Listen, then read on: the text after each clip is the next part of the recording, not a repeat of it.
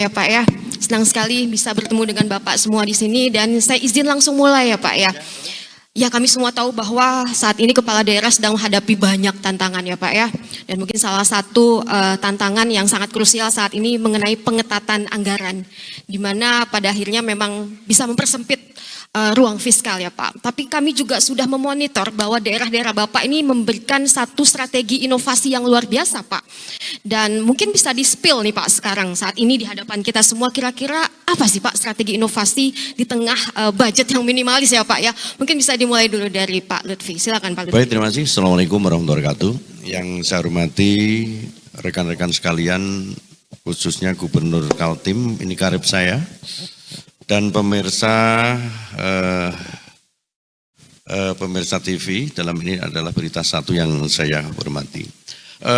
Melihat topik yang hari ini kita bertolak daripada Undang-Undang Nomor 23 2014 bahwa fungsi tugas pokok kepala daerah dalam hal ini gubernur adalah selaku memimpin pemerintahan dan pemimpin pembangunan.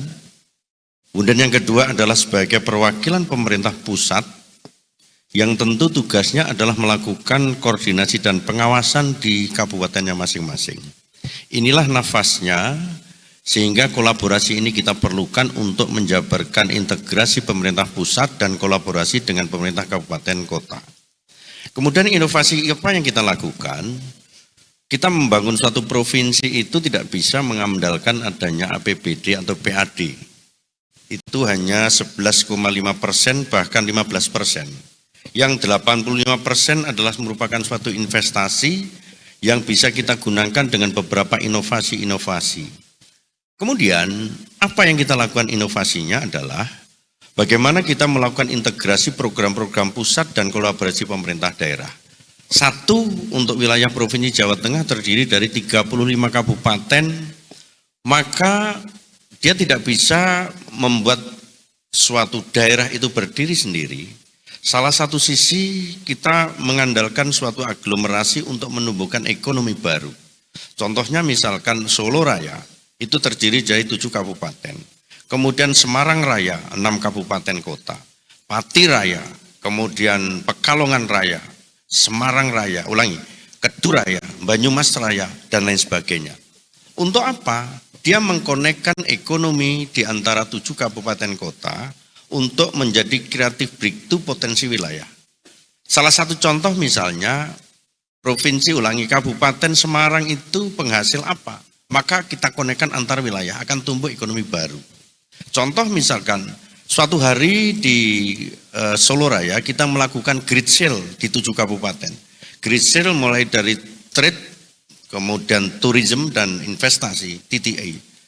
Dia dalam 1 bulan bisa menghasilkan sale itu adalah 10,1 triliun dalam 1 bulan. Sale itu kita gunakan di masing-masing ex-karisden, maka akan tumbuh ekonomi baru di wilayah kita. Kemudian yang kedua yang tidak kalah pentingnya adalah kita melakukan ekspansi dengan beberapa gubernur, dengan Kaltim, dengan Maluku Utara, kemudian dengan Riau, dengan Jawa Timur, untuk melakukan apa? Memerlukan suatu potensi wilayah provinsi untuk kita jual provinsi lain, B2B antar provinsi untuk kurang apa nambah apa, memberikan apa dan dapat apa. Itu kurang maka kita ekspansi keluar. Dengan cara apa? Keluar negeri dalam rangka B2B antar provinsi, antar negara. Sehingga ini akan menumbuhkan ekonomi baru. Tetapi yang tidak kalah pentingnya adalah potensi wilayah. Bagaimana dasar big bone-nya Jawa Tengah adalah UMKM. UMKM di tempat kita jumlahnya hampir 4,2 juta. Jadi kemudian yang 1,5 juta itu adalah mikro itu kecil. Mikro itu kewajiban para bupati wali kota yang jumlahnya hampir 1,3 juta.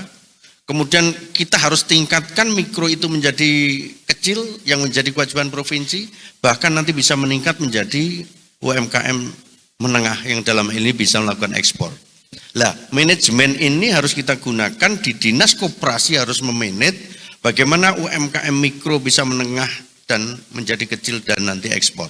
Itu tidak cukup, ekonomi kreatif kita kedepankan. Jawa Tengah ekonomi kreatifnya tinggi, di UNESCO itu tercatat Solo merupakan ekonomi kreatif dunia terkait dengan seni, kemudian Pekalongan itu adalah ekonomi kreatif terkait dengan batik, menjadi potensi wilayah. Bahkan di Jawa Tengah, ekonomi kreatifnya 12 kabupaten kita dorong untuk mengembangkan, karena ekonomi kreatif itu adalah bisa menumbuhkan ekonomi bagi dirinya sendiri maupun orang lain. Kemudian yang tidak kalah pentingnya ketiga, inovasinya adalah investasi. Jadi investasi ini perlu kita dorong agar pertumbuhan ekonomi di kawasan-kawasan industri tertentu bisa tumbuh kembang. Kita punya KITB Batang, kita punya KIK Kendal, kita punya Jateng Land, kita punya Wijaya Kusuma. Di mana di masing-masing kawasan industri sudah wadgit sistem terkait dengan perizinan. Jadi semua perizinan, kemudian bea cukai, dia satu pintu. Sehingga ini menarik. Kemudian tenaga kerja sudah kompetitif di Jawa Tengah, karena sekolah-sekolah vokasi kita siapkan untuk kepada siap kerja. Termasuk yang tidak kalah pentingnya adalah jaminan keamanan investasi itu penting. Di antaranya adalah jaminan hukum, kepastian hukum itu diperlukan. Jadi ini semua akan mereduksi, satu, dia bisa bertumbuh kembang sendiri tanpa mengandalkan adanya suatu fiskal yang barangkali di masing-masing daerah mempunyai ketimpangan tersendiri-sendiri. Demikian, Pak. Tadi saya menangkap beberapa hal ya Pak ya, memang menjadi andalan dari Jawa Tengah ya. Kita bicara soal tourism, kemudian juga ada UMKM dan ekonomi kreatif. Dan pertumbuhannya kan saat ini juga positif ya Pak ya. Tapi pertanyaannya bagaimana menjaga tren positif Pak? Apalagi tahun depan ini pasti tantangannya akan jauh lebih challenging lagi Pak. Oke, yang pertama pertumbuhan ekonomi Jawa Tengah adalah 53,9% di atas nasional. Cara menjaganya adalah yang pertama, kita harus mengendalikan terkait dengan inflasi. Inflasi di tempat kita ini menjadi kebutuhan pokok masyarakat. Ada 4 hal yang harus kita lakukan. Yang pertama adalah keterjangkauan harga. Kemudian yang kedua adalah ketersediaan daripada bahan pokok penting. Dan yang ketiga adalah kelancaran distribusi. Dan yang keempat adalah komunikasi yang efektif di antara mereka. Jadi 4 hal ini yang harus dimiliki oleh kita sehingga inflasi kita jaga. Artinya apa? Bahan pokok penting ini menjadi dasar bagi masyarakat kita untuk terjangkau. Dan ini tidak bisa dilakukan oleh seorang gubernur atau provinsi, harus kita libatkan kepada pemerintah daerah yang ada. Dengan cara apa? BUMD kita diantaranya Jepen, Agro Berdikari kita libatkan di sana untuk melakukan penetrasi harga. Contoh misalnya, bawang merahnya Brebes itu ditakuti oleh kabupaten lain. Termasuk mungkin kalau tidak salah pakai Lampung, provinsi lain takut dengan bawang merahnya Brebes. Kita punya 10 kabupaten kota penghasil cabai, 10 kabupaten kota. Lebih pedas daripada daerah lain. Nah, caranya apa? Sebelum kita ekspansi keluar, maka secara tidak langsung ya JTAB kita main, BUMD kita main. Caranya apa? Distribusi dari bahan pokok itu harus terdelivery di seluruh pasar kebutuhan pokok di 35 kabupaten kota. Karena berdasarkan peraturan Kementerian Perdagangan sudah ditunjuk kontributor di masing-masing kabupaten kota yang tiap hari menginput data. Gitu. Jadi input data harga-harga pokok itu kita kendalikan di seluruh pasar. Hasilnya evaluasi kita adalah melakukan intervensi daripada BUMD kita. BUMD tidak cukup, kita operasi pasar. Operasi pasar tidak cukup. Cadangan pangan provinsi main di sana. Sehingga secara tidak langsung harga itu bisa kita lakukan penetrasi. Lebihnya itu baru kita lakukan ekspansi daerah lain. Itu satu.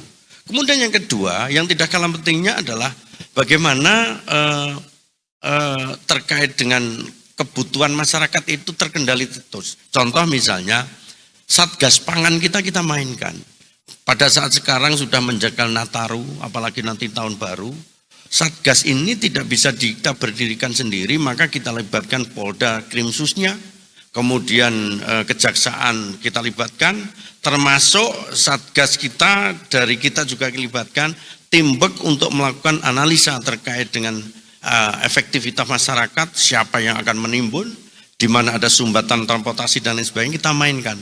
Sehingga kerja-kerja kolaboratif inilah yang bisa mengendalikan wilayah kita sehingga inflasi kita terjaga dan kebutuhan bahan pokok penting bisa dilaksanakan. Demikian Pak. Oke, terima kasih Bapak. Saya bergeser ke Pak Rudi Pak. Ini kan